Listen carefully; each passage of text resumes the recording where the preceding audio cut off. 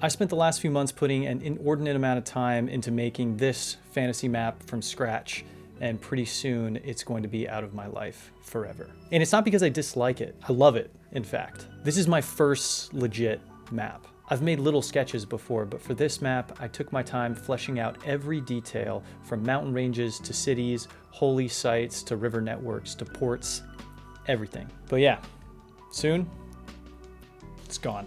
I'll tell you exactly why it's leaving, but first, I'd like to share the story behind it. This is a map of a secondary fantasy world called Erla. It exists in the sky above the continent of North America and is based on the 4 directional winds. Each of the continents in Erla represents one of those winds: the north winds, south winds, east winds, and west, as well as the middle, the windless middle where nothing lives. I'll make another video getting into the specifics of the world building of Erla, but I'll explain a few things that might be jumping out at you and demanding explanation. Everything in Erla is made not of matter, but of a silvery white material called wisps. If one soul is actually from Erla, then you have wisps inside your physical body.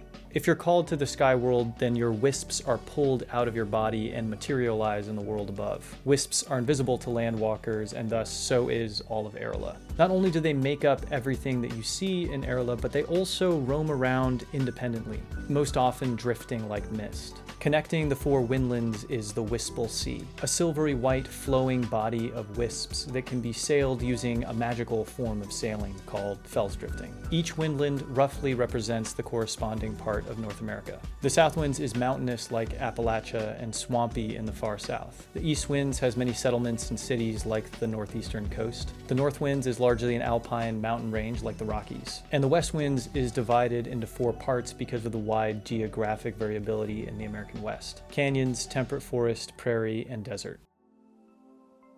So I'd already formulated these ideas as I wrote the first book in my series Blink of the 4 Winds, but I had never earnestly taken the world to paper. And a couple months ago, I started getting headaches from these long morning stretches of writing and needed some way to take a break. Well, my wife found this large piece of cement board while cleaning out the storage area downstairs and suggested that I make a map. I figured, why not give it a try? It'd be a way to take breaks from writing, use another part of my brain, and even serve as backdrops for videos. Pretty quickly, I became obsessed. I hadn't realized that the act of drawing out this map would make Erla more real to me than it had ever been before. Very early into the process, I realized the order through which I needed to build the world. First, the mountain ranges, hills, and plains that give the land its texture. Then the rivers that flow out from high places and search for the sea. The river mouths helped create the shape of the land, but so did the natural movement of my pen.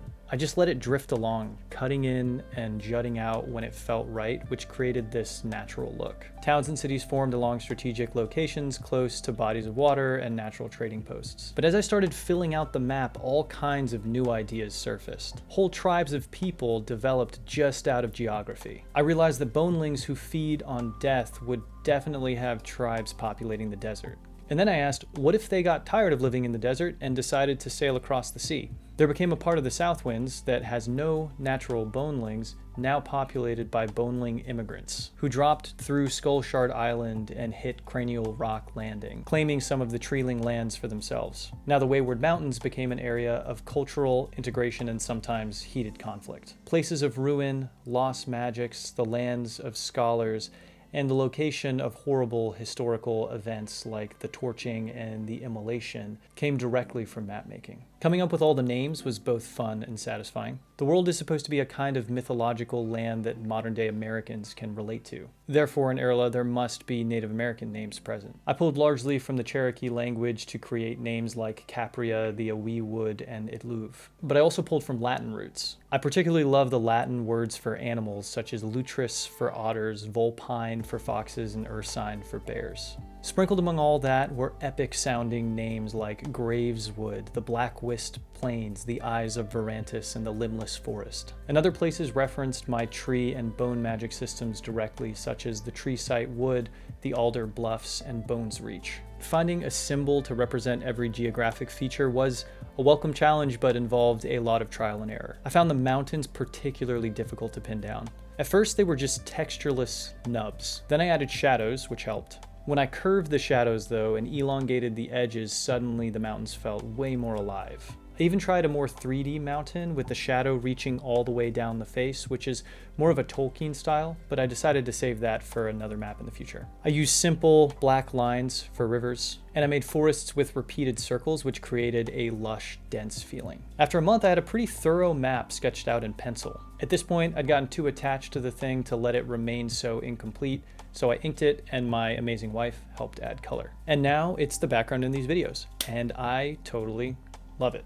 So why am I never going to see it again? Well, I made this map while living here in Borneo, Indonesia. Yeah, that's right. It's like 100 degrees outside. This beanie is not appropriate attire. Right, so I'm in Borneo right now, but I'm actually from the USA. So instead of paying the super high shipping costs of sending it home, I am just going to let this map stay here in the studio where I'm recording.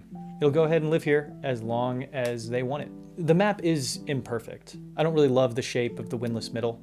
I'd probably make it smaller. I'd make the east winds bigger. And there are errors too, plus all kinds of pencil marks litter the empty space. But I'm not leaving it because it's imperfect. Everything's imperfect. This map served me the way it needed to. It helped me learn about this world that I'm creating, and it gave me a really nice meditative activity to do among all the heavy brain work of writing. It's what I consider to be a beautiful thing, but I'm also happy to let it wash away like a sand mandala. But I'll tell you what, it is not the last map that I'm gonna make. Next up, the continent of Felmeria from my Sky Pirates book, the city of Nîmes with all of its neighborhoods and its multiple levels, the spiny isles from the Glasswielder Chronicle. Yeah, it was too much fun to not do again. Post-edit. Now, while I'm a novice map maker, I am an experienced teacher and writer. I've compiled everything I've figured out about making maps into this product, geography through fantasy mapmaking. It will lead you step by step through the process of creating a fantasy map from scratch, including the famous rice throwing technique, and has prompts to help you research some of the fundamentals of real-life geography. It's made to support both teachers and world builders alike. Link in the description. If you enjoyed that video, you can learn more about my world building by watching my videos on tree and bone magic. Support my books and educational work on Patreon. Subscribe for more videos that I hope will inspire and uplift you. Godspeed.